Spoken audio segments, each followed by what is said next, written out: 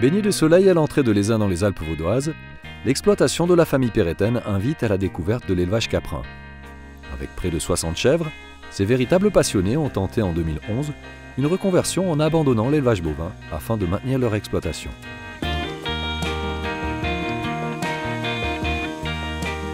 On a pris la décision déjà pendant l'été, on était voir gauche à droite un peu des exploitations chèvres parce que j'affectionnais beaucoup les chèvres déjà depuis tout petit.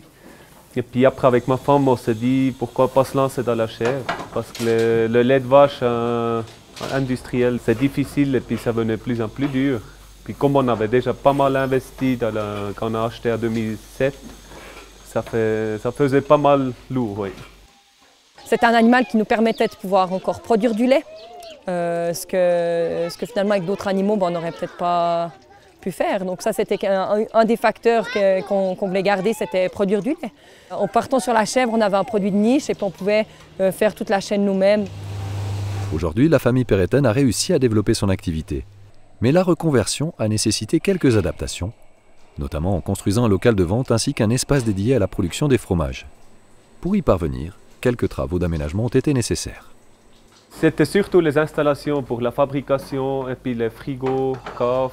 C'était surtout ça qui était assez difficile ou bien coûteux pour le changement. Là, on a eu une aide de Suisse Aide Montagnard qui nous a beaucoup aidé justement pour la mise en place du local de fabrication et puis les frigos. Là, on a eu une aide financière. Si la fabrication, l'affinage et la vente de fromage restent les activités principales, la famille Perretten a également su s'adapter aux différentes demandes. On a nos clients habituels, donc des clients qu'on va livrer. Et puis ensuite, on a le magasin ici. Et puis donc voilà, ça c'est déjà tout du nouveau pour nous. Et voilà. Merci beaucoup. Bonne journée, merci beaucoup. Et puis ensuite, on a effectivement développé l'école à la ferme. Donc ça, c'est quelque chose de super sympa pour faire découvrir aux enfants. Et puis pas qu'aux enfants finalement, parce qu'on accueille également des associations de personnes handicapées, des adultes, des enfants. La traite, c'est tous les matins. Vers 5h, 5h30, on vient ici à l'écurie. L'intérêt croissant des consommateurs pour les produits de chèvre conforte la famille Perretten dans son choix de reconversion. D'autant plus que la fidélisation s'est faite rapidement.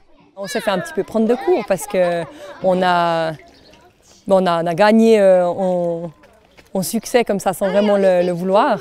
Et puis c'est pour ça qu'on a idée maintenant de développer aussi dans ce sens-là. Donc en créant une salle pour accueillir les élèves, pour pouvoir développer l'offre, vu qu'on a la demande dans ce sens. Ouais. Donc il faut lui faire plein de bisous, À l'heure actuelle, les gens ils savent plus trop d'où viennent les produits de base. Les secteurs primaires, c'est un petit peu, ça manque un peu. Puis du coup, en essayant d'éduquer les enfants, je dirais, on gagne parce que les adultes, des fois c'est un peu trop tard. Donc c'est sur les enfants qu'il faut miser à ce niveau-là. Et puis c'est clair que quand après on arrive à la fin de la visite et puis à la dégustation, on entend des « c'est bon, vas-y, va goûter, c'est super » et tout, on est super content, ça c'est clair. Ouais. Quant au succès, la famille Perretten garde les pieds sur terre.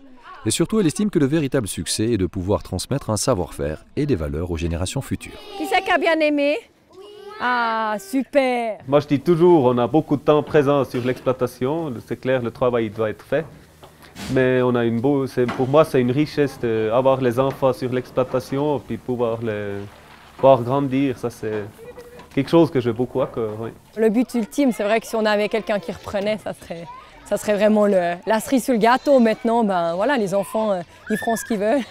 Le but, c'est que s'ils reprennent, c'est qu'ils aient plaisir. Et puis ça, c'est vraiment la première chose qu'il faut mettre en avant. C'est le plaisir de faire ce travail-là, parce que sinon, il ne faut pas le faire. Ouais.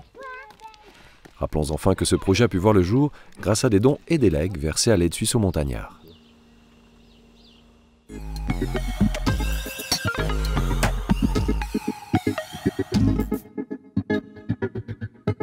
Un testament sert à pouvoir, cas échéant, et si on le souhaite, déroger aux règles que prévoit par défaut le Code civil suisse. La dévolution héréditaire est soumise à certaines règles et si l'on ne fait rien, ces règles s'appliqueront. Quand on souhaite privilégier un héritier par rapport à un autre, quand on souhaite faire un don à une institution, quand on souhaite charger un legs, quand on souhaite créer une fondation, on doit expressément le prévoir et c'est à cela que sert le testament. Le testament est donc un acte juridique unilatéral qui est fait par la personne qui veut prévoir sa succession, qui peut être fait soit devant un notaire, c'est ce qu'on appelle le testament authentique, soit rédigé à la main, entièrement daté, signé de la main du décujus, donc celui duquel il s'agit de la succession, et c'est ce qu'on appelle le testament holographe. Et les deux ont exactement la même valeur. Mais l'utilité du testament réside dans la possibilité de prévoir le plus exactement possible, le plus précisément possible ce qu'on souhaite pour sa succession, tant au niveau du cercle des bénéficiaires, qui peuvent être des personnes physiques ou des personnes morales, ou des modalités d'exécution de la succession, par exemple les dispositions de dernière volonté, des règles de partage, la nomination d'un exécuteur testamentaire ou ce genre de choses.